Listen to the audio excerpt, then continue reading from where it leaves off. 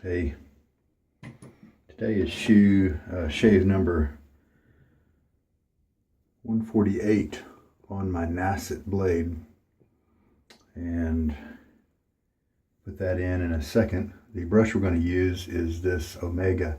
It's a Pro 98 or a 10098, and the tips, I believe, have taken a big turn since the last time I used it. I think they've really split.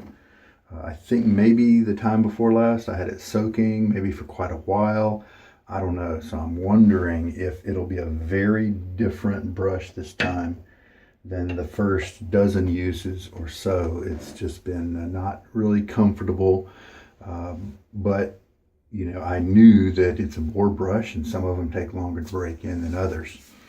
So I was just hoping, and so we'll see what happens today.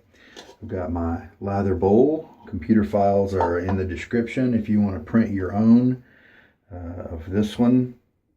The soap for today is from Henri and Victoria, and this is their vegan formula, their vegan base, and this is the Fougere scent. I think maybe I've tried this one before.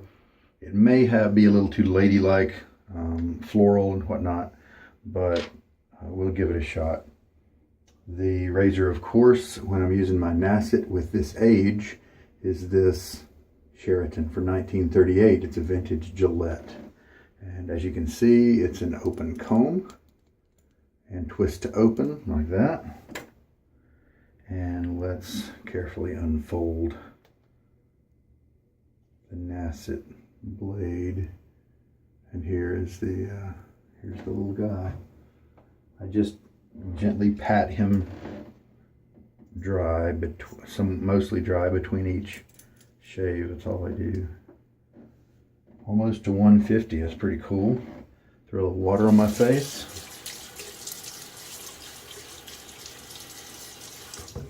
About 1.5 days of growth is what I have working for me right now. And we can go ahead and take my 1/4 teaspoon measure. And this is, I like their base here. It's firm, but it's easily scooped. It's not cream-like. So it's very easy to spread around the bottom of your lather bowl. And with samples of this size, if you're new to the game, you're not going to be able to brush load in that tiny sample. At least it's not going to be worth your time. Just get a super cereal bowl, even if you're a face latherer. Just get a bowl and use it, and just press the sample into the bottom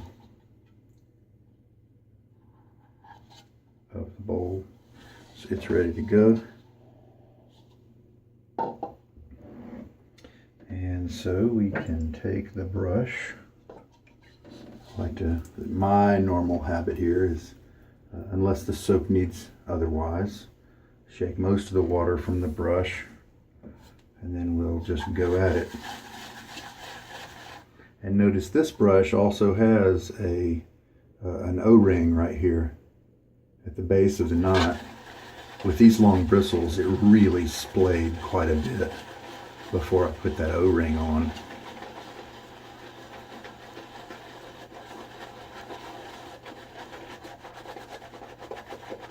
Soaked this brush maybe 40 minutes, maybe half an hour before this use. It's bowled up pretty quickly, but it's very light and airy. If you ever have one that does that, it's okay. It's not the end of the world. Just don't shave with that, because you need to keep mixing. And probably adding water, but first mix for a little bit to get that to kind of combine. That airy mix will, as you work the bubbles out, become more creamy.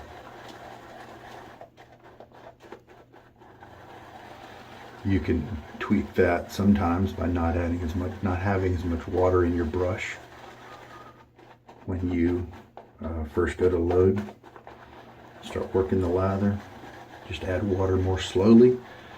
But sometimes to me it's just not worth the hassle to add water that slowly. Just put it in there and start cranking like I'm doing now, and it'll change. So it doesn't take a lot of water to get this lather kind of puffy, that sort of thing.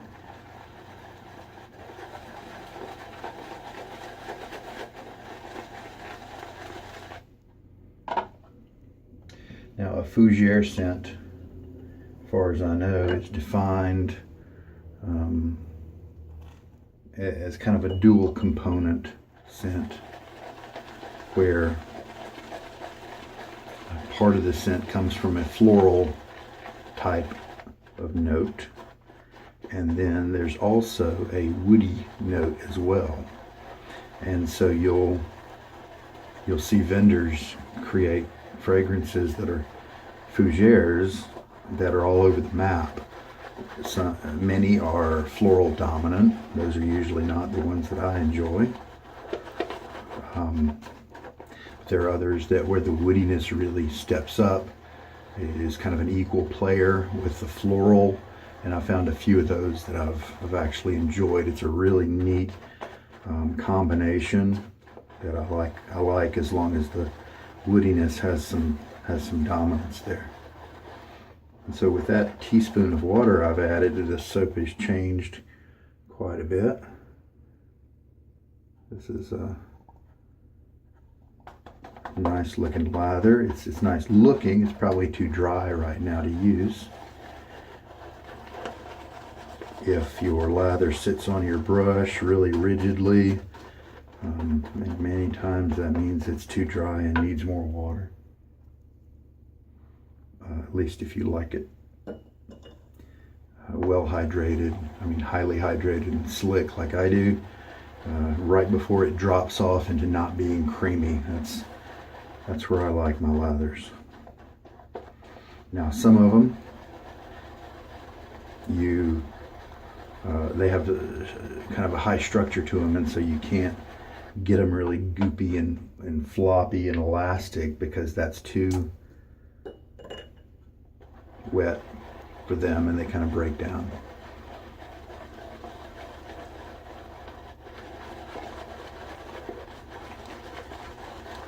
So that's another good reason to have a soap base and try it for a while. Use it for a week or so and learn it. Or just make notes like I do, so you can remember how much water it took to get that right ratio.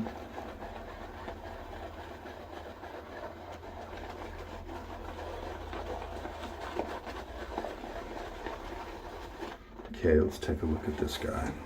He is thick and pillowy, but he's got a little bit of a elasticity there. Do a little finger check. Sometimes that is a good way to measure. We got some slickness.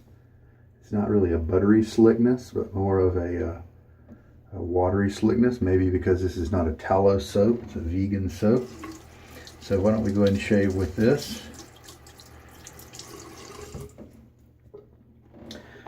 Just a little bit more mixing, and if it turns out that it needs more water, I can just apply it to the brush or something to my face, that kind of thing. All right, got plenty of lather, it looks like. A little water on my face.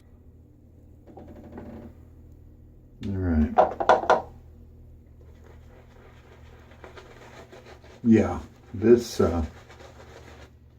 brush really seems like it's broken in kind of bigger steps than previous. That long soak, like I'm assuming. Now I'm still getting plenty of backbone. It's definitely not floppy by any means. Also, this the lather here is coming on kind of light. You know what? I bet it needs more water. Let's refill my syringe and So I used up 2 teaspoons already. Throw a few drops on the brush.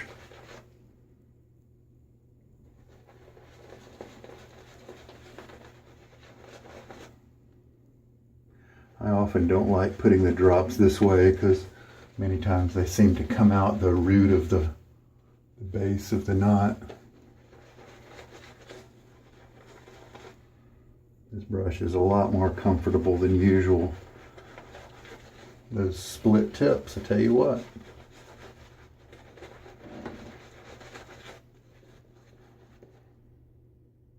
Yeah, this is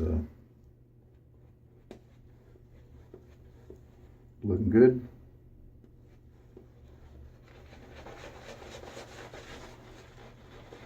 So it felt thin, this particular lather, you know, when I felt it between my fingers, and so I was a little concerned that I might be over watering it, but there is this thin feeling that you'll get sometimes before the soap actually has enough water. Maybe it's because the soap just hasn't combined with enough of the water to almost activate it into a cream. And so I've definitely had that happen in several different instances. And so I'm going to go ahead and add a little bit of water to my bowl, and between passes I will kind of integrate that and bring that in. Lather looks much better now. And so let's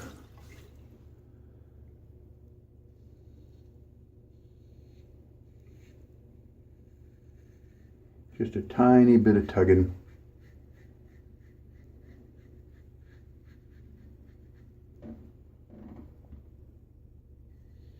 Not a big deal.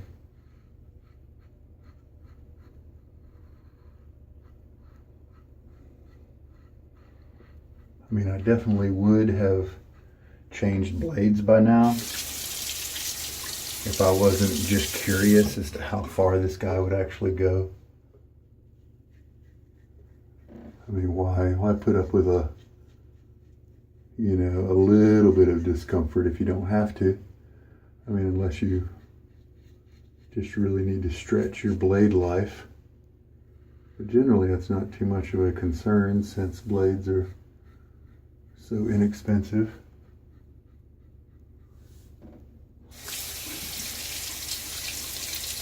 If you're new to shaving, just know that blades can really vary, and the good thing is that just because the blade's cheap, it doesn't mean it's not the right one for you.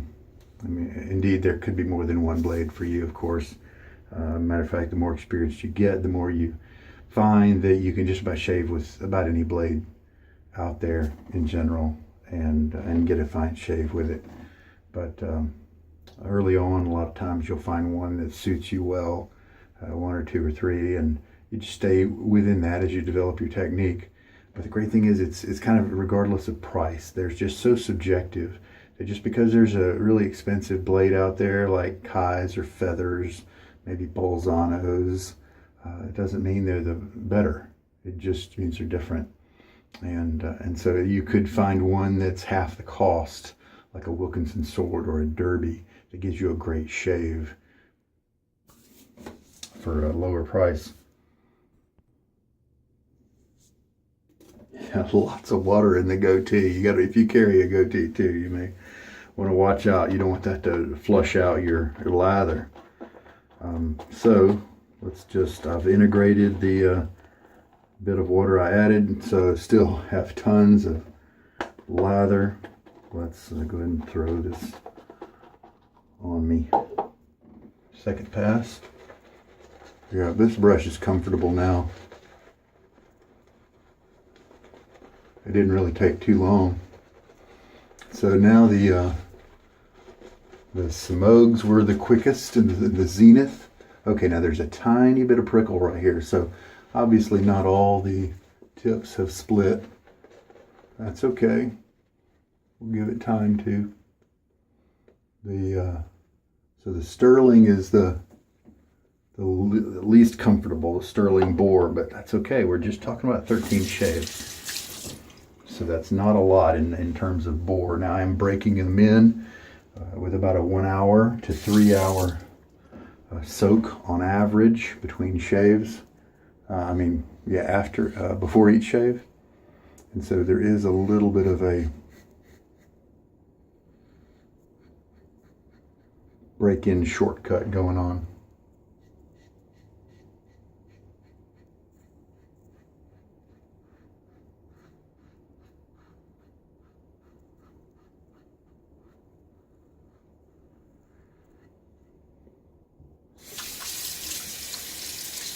Rinses easily from the razor, you want that. Generally, if you've got soap residue on your blade at the end of a shave, then you're doing something wrong with your lather. Lather probably needs to be a little wetter in that case. Now maybe you like thick, dry lather, and it's all subjective, but in general, that's what I'm saying. Rinse time. All right, now this time, third pass, let's pay attention to the scent, strength, and just the nature of it, because it hasn't been super dominant to me right now. There we go. Yeah, it's there. So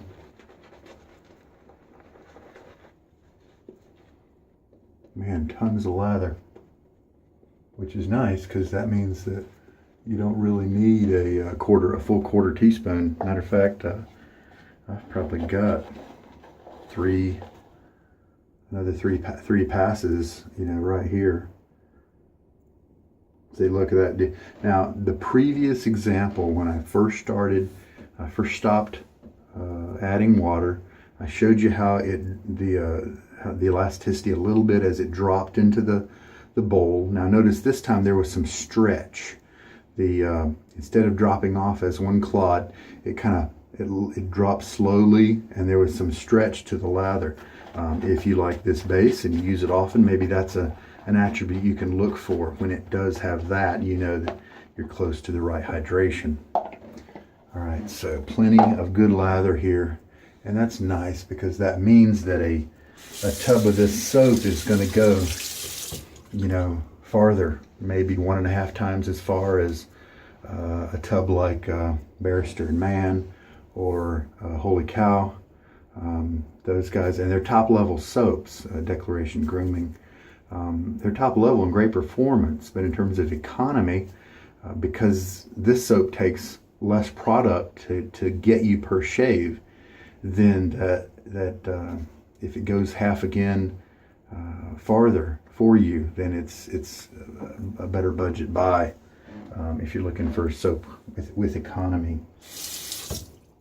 If it gives you let's say it gives you about 130 shaves instead of 90 shaves for the same price, then that could be attractive. That could matter to you.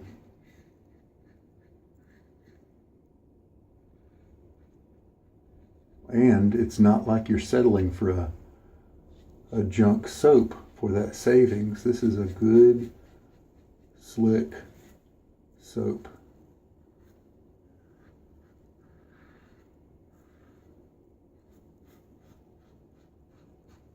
Giving me nice glide with my razor. I have their tallow formulation as well. For a long time, I believe they only had a vegan formula, and I'm definitely not a vegan, but I like the soap. If it's a good quality soap, it gives me good results. Soap Commander, Dr. John's, those are some other vegan makers that produce really good soaps. All right, rinse. So in terms of smelling the soap, I'd say maybe a 5 out of 10, roughly. Scent strength. The scent does have a woody component to it, and I think that's saving it for me. To me, it's kind of right on the border there. I could see how it would be kind of feminine, but there are some other parts to it that hold it back from being distinctly that. So I'll keep it around for a little while. And this is one where they changed their labels, or I don't know if they switched from vegan to tallow purely, or if they're going to keep both bases. But they had this crazy sale last year, I think, where just almost for the price of a sample, you got a full tub of it. And I bought some Fougere just because of that low price. And so I might just keep it around.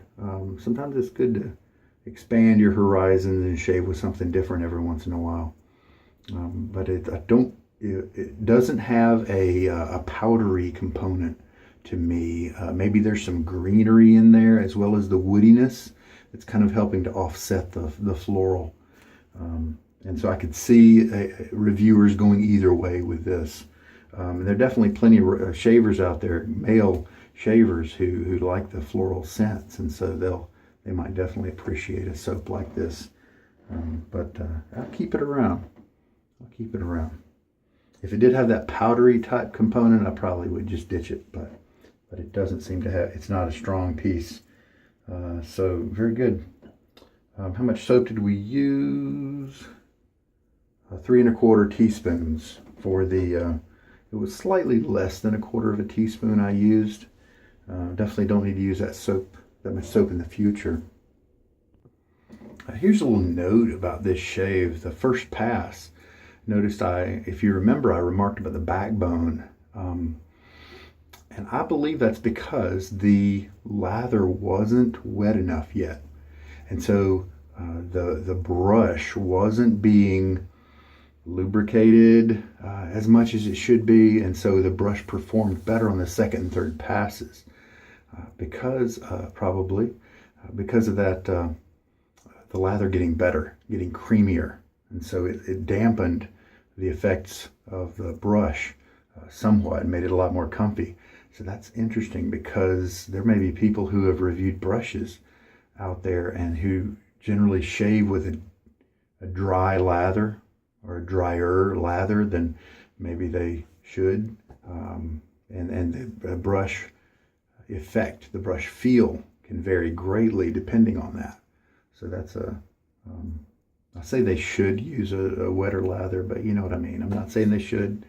They can choose whatever they want to go, but if they are a person who likes a dry lather, then they're going to get more prickle and brush harshness than those of us who like slick, creamy, wet lathers. And so that could affect their evaluation and opinions of certain brushes. How about this guy? He has changed. I thought he would. I suspected that he would. I need to go get another towel. This guy's definitely coming along. He's got such long bristles that he may, maybe in the next few months, I may have to add another O-ring to rein him in a little bit. But right now, I think it's just the right amount of splay because it's got such good backbone. So I like the way he's coming along. It's neat to see that. All right, so 148 shaves down on this Nacet, just 2 more. I've got a new brush I'm looking forward to using probably tomorrow if I can remember, and I probably will. I finally found a good handle that was ergonomic for me and had a nice color scheme to it. And I had a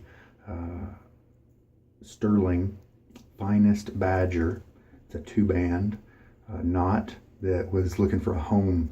I had used it once before in its default plastic acrylic handle, and the handle just didn't work for me very much at all, especially when slippery. It was really quite a chore to hold on to.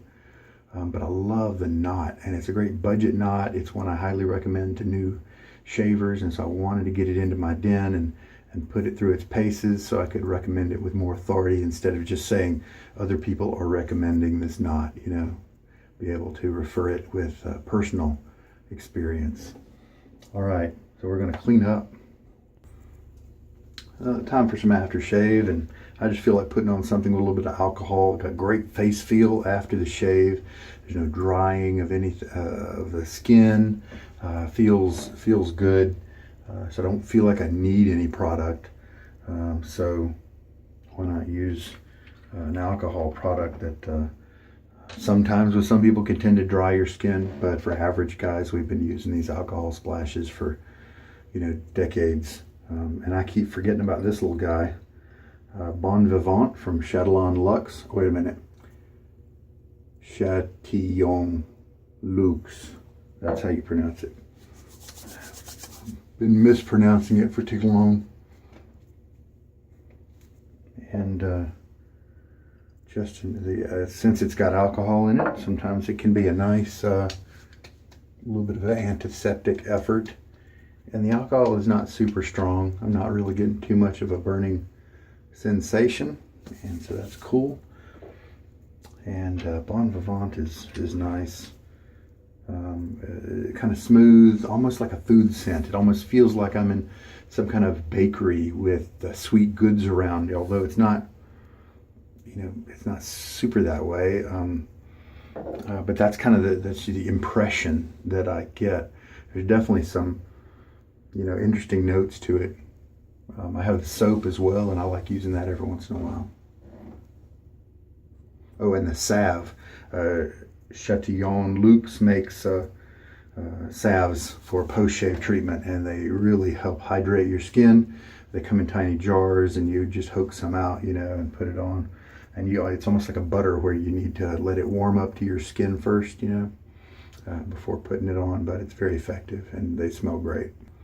Here's something to do after you've put your post-shave on, especially if you don't match them like I do. Go back to the soap and smell it while you've got the aftershave on. And these actually work together really nicely. The floral nature and of course the woodiness works really well with the Bon Vivant, and but the floralness also does too. The floral nature of it, I think it works really well. So that's a way to revisit and see how the pairing was. So all done cleaning up. The closest the shave was really good today, so the blade just continues to work. It does require that kind of blade buffing that I do, but some people do that even with new blades. Sometimes it can reduce the number of passes you make, but I recommend it, especially in areas like your neck, where you have curves to deal with. And so you need to constantly be adjusting. And so sometimes when you make a long stroke, it's harder to adjust for the curves during that long stroke. And so you always need to be, by buffing and making shorter strokes, you're able to kind of adjust as you go. As you feel the cutting action with each stroke, you can mentally adjust the angle as you go. At least that's kind of what I do. All right, we're good. Really happy. The Bon Vivant is a good, it's not a pungent scent. It's a good scent for me because I shave right before I go to bed. And so it's not an obnoxious, bothersome scent to me. Kind of smooth and a little on the woody side. It's amber maybe. It's really tough it's such a well blended scent that it's really tough to pick out the different notes. Maybe someday I need to look that up and see. But all right, we're in good shape. It was a good shave. I hope there was something here for you. And this is Sugar Daddy Shaves. You take care. Good night.